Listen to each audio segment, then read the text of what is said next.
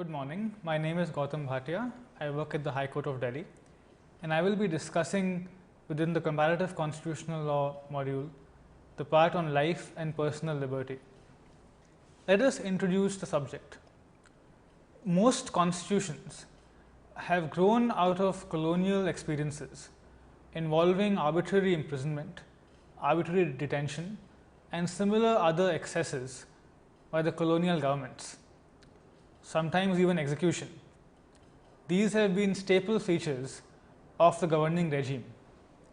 Consequently, it is hardly surprising that the right to life and personal liberty occupies a central place in bills of rights. In the Indian and American constitutions, for example, this right is framed as an express prohibition upon state action.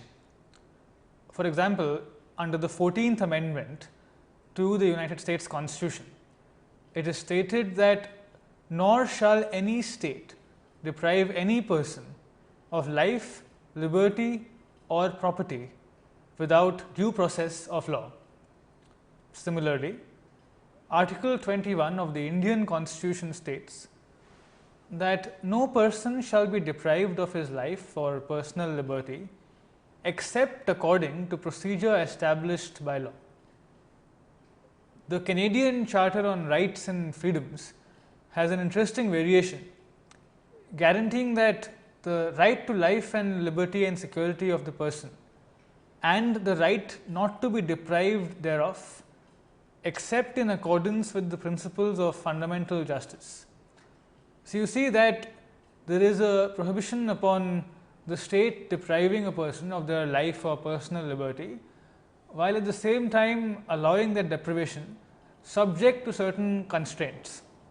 On the other hand, the South African and German constitutions, for example, have chosen to express this right not in a negative sense, that is, as a restriction or prohibition or limitation upon state action, but in a positive form, that is, as an entitlement that the people have. So, for example, under Article 2, Clause 2 of the German Basic Law, it is guaranteed that every person shall have the right to life and physical integrity. Freedom of the person shall be inviolable. These rights may be interfered with only pursuant to a law. Similarly, the South African Constitution provides that everyone has the right to life, section 11, and that everyone has the right to freedom and security of the person, section 12.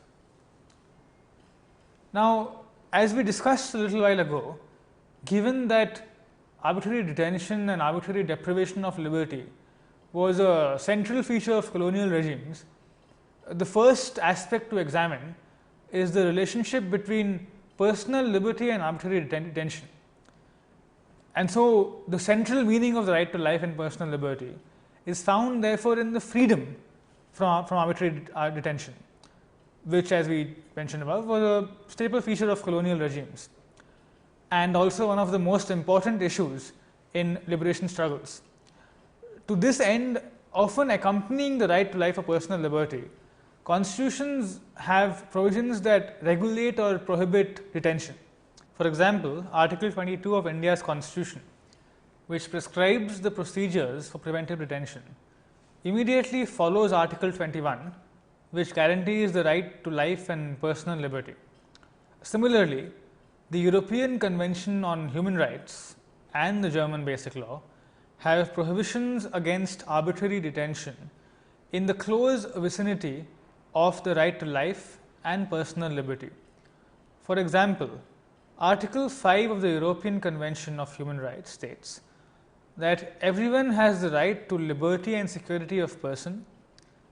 That same article in its third clause further states that everyone arrested or detained shall be brought promptly before a judge or other officer authorized by law to exercise judicial power and shall be entitled to trial within a reasonable time or to release pending trial.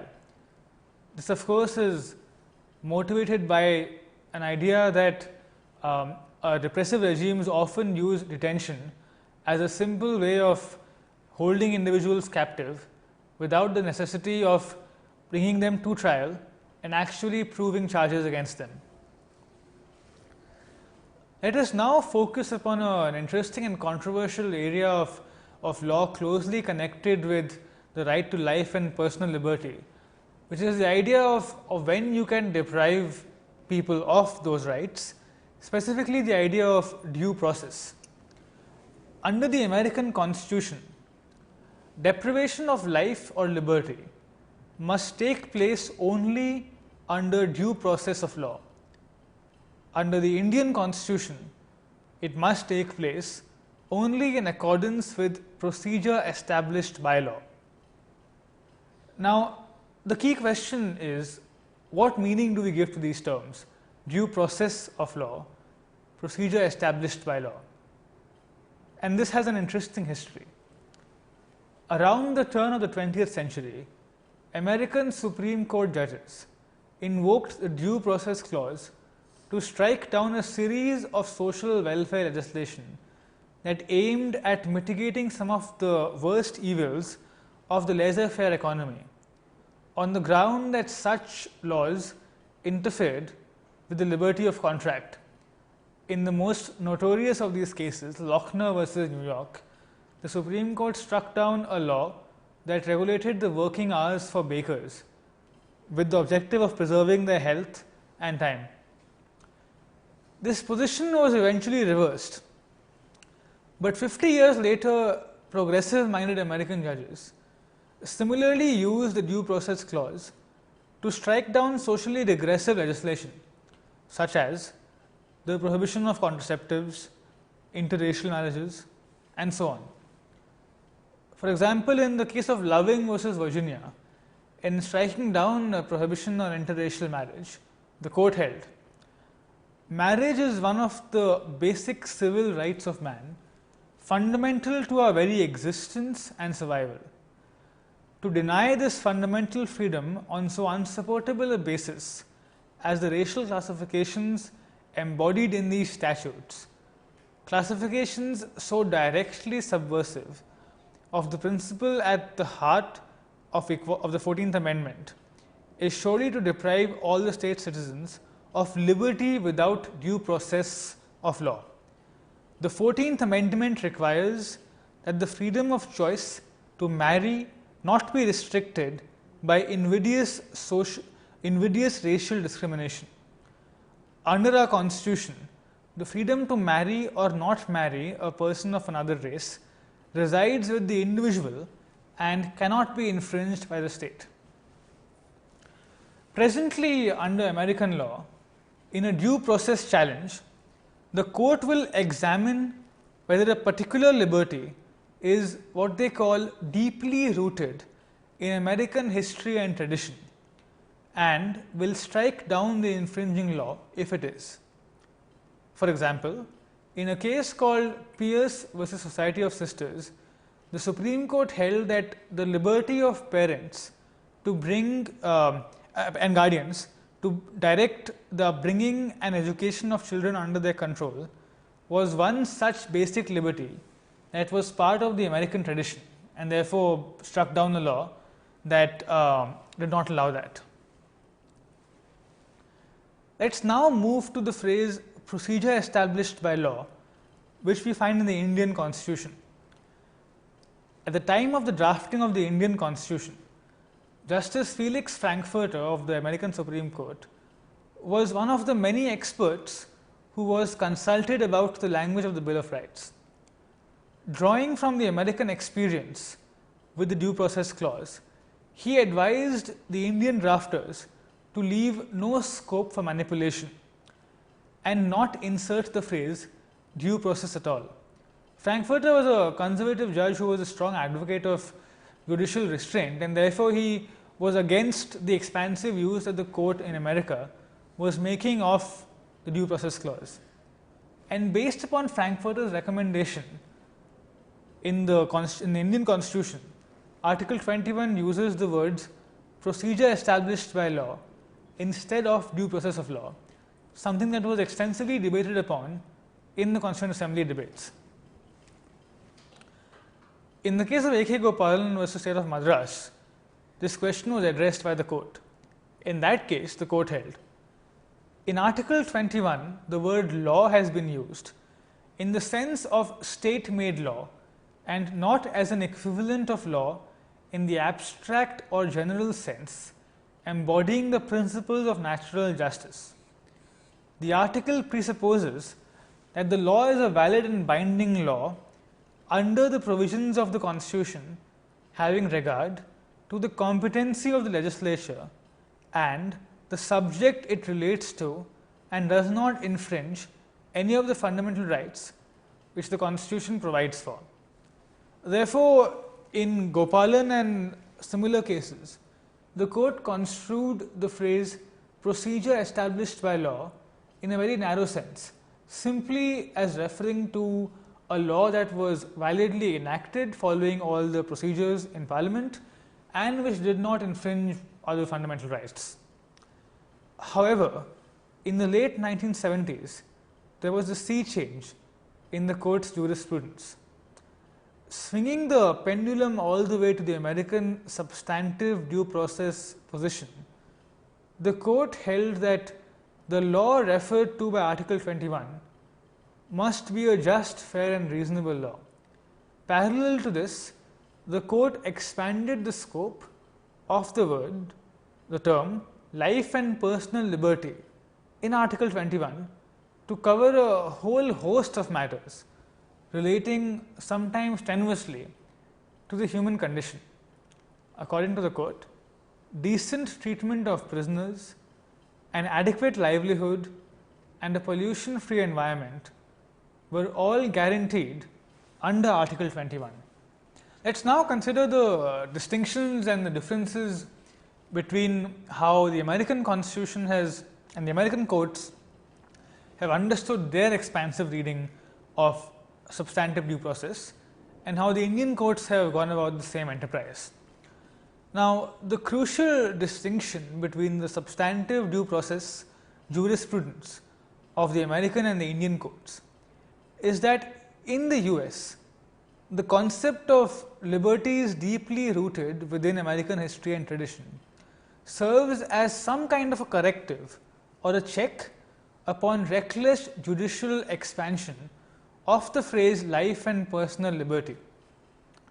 Those who challenge a law must demonstrate, using rigorous historical evidence, that the liberty they claim is not a novel innovation, but one that has been implicit in American society all along, even though it is not expressly guaranteed by the constitutional text.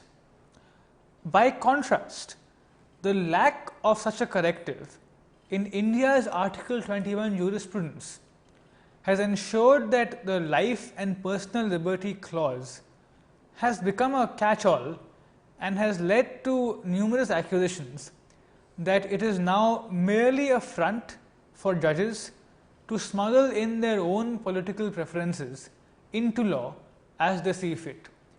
In the absence of any constraining feature, any constraint or limitation upon how the phrase life and personal liberty is to be understood, such accusations are inevitable and have more than a ring of truth to them.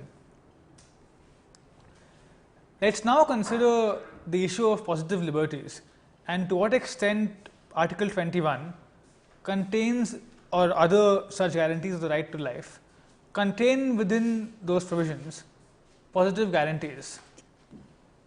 The Canadian Supreme Court, for example, has been very circumspect in recognizing any positive rights under its broad guarantee of life, liberty and security of person. In the case of Gosselin versus Quebec, for example, the Supreme Court held that special circumstances must be demonstrated in order to read in positive rights into Section 7 of the Canadian Charter of Rights and Freedoms. The European Court of Human Rights has also interpreted positive rights to apply to a highly circumscribed range of cases. For instance, in Osman versus the UK, where a man was shot dead by another individual, the question was whether the English, the state, the United Kingdom, had breached its obligation to ensure that Osman's life was adequately protected. The European Court of Human Rights held that there was a positive obligation upon the state in limited cases where the authorities knew or ought to have known at the time of the existence of a real and immediate risk to the life of an identified individual from the criminal acts of a third party, and that they failed to take measures within the scope of their powers which, judged reasonably, might have been expected to avoid that risk. So, as we can see, the interpretation is very limited. There must be an identified person to whom there must have been a real and immediate risk to his life, and that from the criminal acts of a third party, and given all that, the state failed to take reasonable measures for avoiding that. So, you can see how it is a very narrow and limited reading. Let us now move to our second broad topic, which is the idea, the controversy surrounding abortion. Constitutional debates over abortion normally involve a clash between two stated values: the rights of a prospective mother to privacy, bodily integrity, autonomy and sexual choice, and the right to life of the unborn fetus. At a preliminary level, one important question is whether the constitutionally guaranteed right to life extends to the unborn. Insofar as the right to bodily autonomy is itself treated as an aspect of the right to life and personal liberty, abortion cases then potentially involve the clash of two competing rights to life: the right of the mother and the right of the fetus. For the most part, however, the courts have dodged the question of whether the clash is between the right to life of the woman on the one hand and of the fetus on the other. The exception in South Africa, where it was expressly held that the phrase "everyone has the right to life" does not include unborn life. So, everyone does not mean a fetus. That has not been what most courts have done. Rather, they have framed the issue in terms of the state's interest in protecting all life, even unborn life. This has been the American Supreme Court's approach, for instance, in the world famous case of Roe versus Wade. In that case, the court read in a right to privacy into the American Constitution interstitially, that is, a right not expressly guaranteed by the constitutional text, but implicit from a combined reading of a number of provisions, including those guaranteeing life and liberty. It then held that the woman's right to privacy would have to be balanced against the state's legitimate interest in protecting life. This balance, according to the court, lay in adopting a trimester system, where abortion is permitted in the first trimester of pregnancy, but regulated after that, when the state's interest in protecting life is deemed to either balance out the women's rights or to override it. Similarly, the German Constitutional Court has held that its Bill of Rights not only guarantees negative liberties from coercive state action, but also constitutes an objective order of values which state action must conform to. One of those values, according to the German Constitutional Court, is the state's duty to protect and foster all life. For this reason, the German court held that there must be legal condemnation of abortion, even though it need not necessarily take the form of a penal sanction or jail time. According to the court, the duty of the state to protect every human life may therefore be directly deduced from Article 2, Paragraph 2, Sentence 1 of the Basic Law. In addition to that, the duty also results from the explicit provision of Article 1, paragraph 1, sentence 2 of the Basic Law, since developing life participates in the protection which Article 1, paragraph 1 of the Basic Law guarantees to human dignity. Where human life exists, human dignity is present to it. It is not decisive that the bearer of this dignity himself be conscious of it and know personally how to preserve it.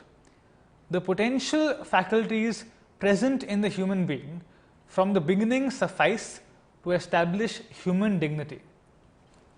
And we can see therefore how the constitutional courts in the US, South Africa, Germany have gone in different directions and taken different approaches to understanding what rights are at stake in abortion cases and what framework must be used to understand the connection between abortion and the right to life, personal liberty, autonomy and privacy of the woman and potentially of the fetus.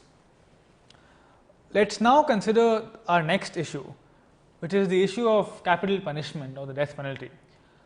Notice that, as we've seen before, the right to life in constitutions is not absolute. It can be taken away. The government can deprive individuals of the right to life in accordance with law. The question therefore is, to what extent is the death penalty, which amounts to taking away the right to life altogether, consistent with the right to life in a constitution? Now, in the US, which retains the death penalty, the 14th Amendment, which guarantees the right to life and liberty, by its very phrasing envisages that the government can take it away as long as it follows due process, which we discussed a little while ago. The constitutional terrain on which the issue has been contested has been the closely allied right against cruel and unusual punishments. The prohibition of cruel and unusual punishment stems from a concept that is run closely together with the right to life and liberty, that is, the sacrosanct value of preserving the dignity of all individuals. We saw a little while ago how the German Constitutional Court understood the abortion controversy within the framework of preserving and fostering human dignity, and that's something that's played a major role in the capital punishment cases all over the world. So in the US, the argument has been between originalists who hold that since at the time of the framing of the American Constitution, death penalty was clearly not a cruel and unusual punishment insofar as the framers inserted that term into the Constitution. It was being practiced by governments across the board. Clearly, therefore, the meaning of cruel and unusual does not include death penalty. On the other hand, it's argued by living constitutionalists that evolving standards of decency now place the death penalty beyond the pale of legitimate state punishment, whatever might have been the case earlier in the 1700s. In America, while the death penalty was briefly placed in moratorium in the 1970s in a famous case called Furman versus Georgia, that lasted only 4 years and was that position was changed in the case of Gregg versus Georgia. So as of now, broadly, the constitutionality of death penalty is accepted in the US, and the move has been to limit its application as well as improving upon procedural safeguards. So for example, death penalty to minors, death penalty to insane people, death penalty for crimes that do not involve murder or taking the life of the victim have gradually begun to be phased out via the judiciary.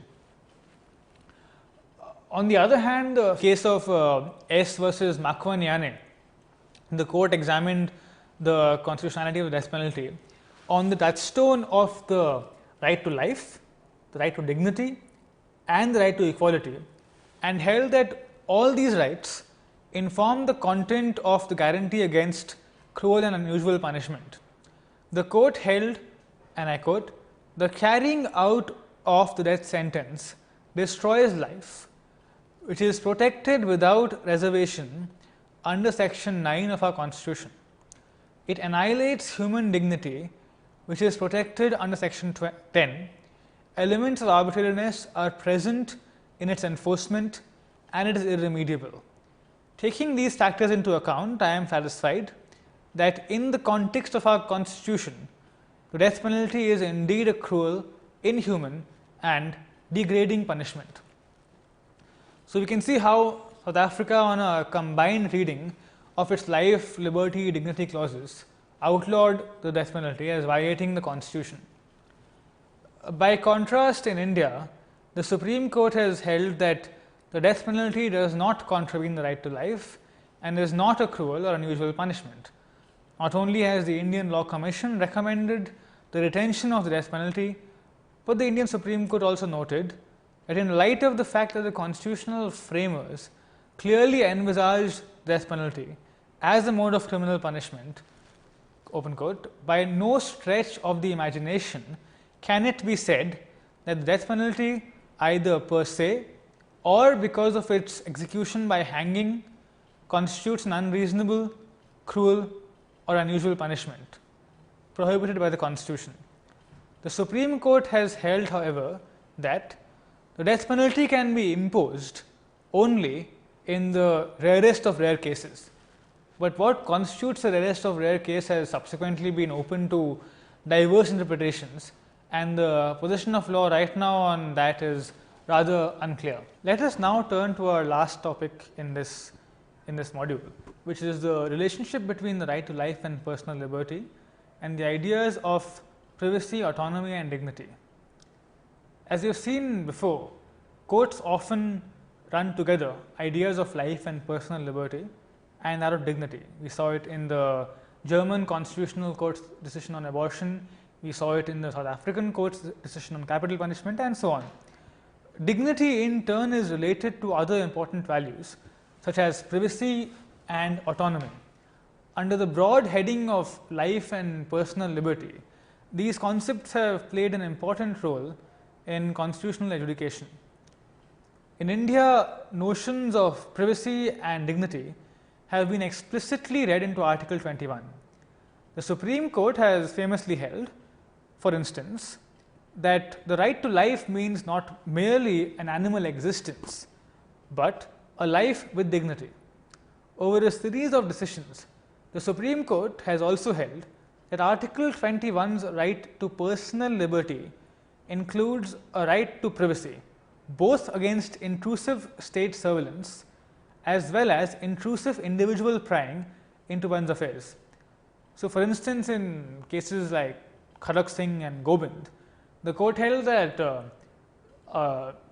surveillance by the state can be justified only if there is a compelling state interest and that the surveillance itself is tailored narrowly.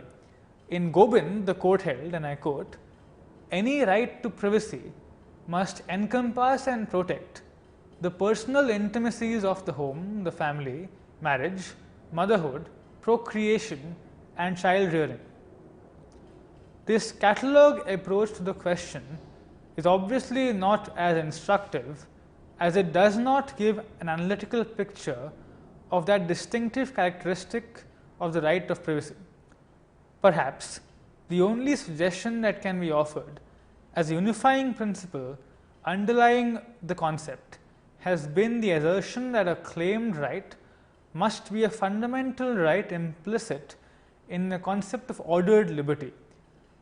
So, we see how at the end the court explicitly links privacy with liberty and holds that ordered liberty ensures or requires that a right to privacy be protected at all times.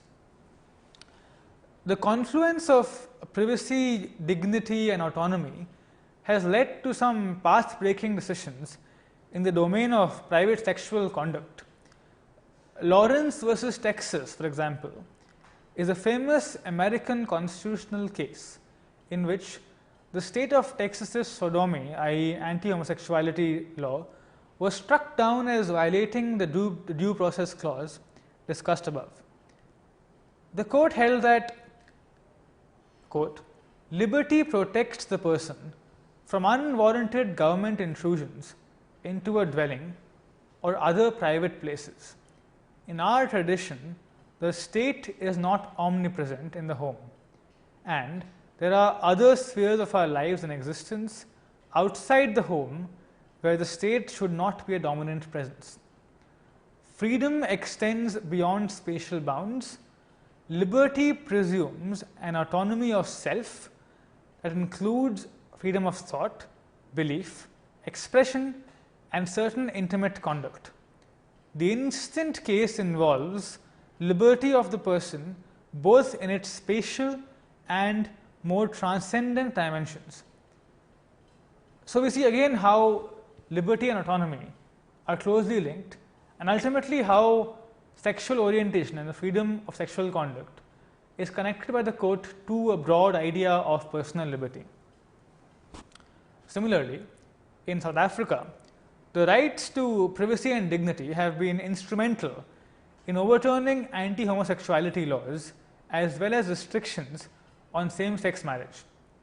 In National Coalition for Gay and Lesbian Equality versus Minister for Justice, the South African Constitutional Court noted that privacy recognizes that we all have a right to a sphere of private intimacy and autonomy, which allows us to establish and nurture human relationships without interference from the outside community. The way in which we give expression to our sexuality is at the core of this area of private intimacy. Sodomy laws are a severe limitation upon the gay man's right to privacy, dignity, and freedom.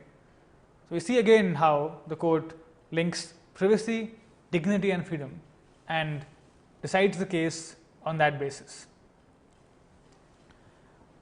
When we are studying the right to life and personal liberty in a comparative constitutional context, the following themes emerge from the above discussion. First, what is the scope of the right to life and personal liberty? In other words, what concrete guarantees to the individual are contained within the broad terms life and personal liberty? We have seen that while these rights originally emerged as a reaction to arbitrary state imprisonment and or execution, they have evolved to now be understood as a guarantee of autonomy, dignity, and privacy to all individuals. Autonomy and dignity, however, remain broad terms. Specifically, we have seen that privacy from state surveillance, sexual freedom, and the removal of the death penalty as a form of punishment are some of the specific ways in which courts have cashed out these terms. And to conclude now, a question that we must ask ourselves is whether the right to life and personal liberty are simply meant to act as checks or barriers upon coercive state action, or whether they are positive entitlements that go towards securing a good or dignified life for all citizens. While there have been a few hesitant moves towards adopting the second understanding, by and large, constitutional courts have limited the right to life and personal liberty to the negative domain. The significant exception to this general rule is India, where the courts have carved out a host of positive entitlements such as the right to livelihood and the right to a pollution-free environment out of the negative wording of Article 21. The future course of these rights remains open. Thank you.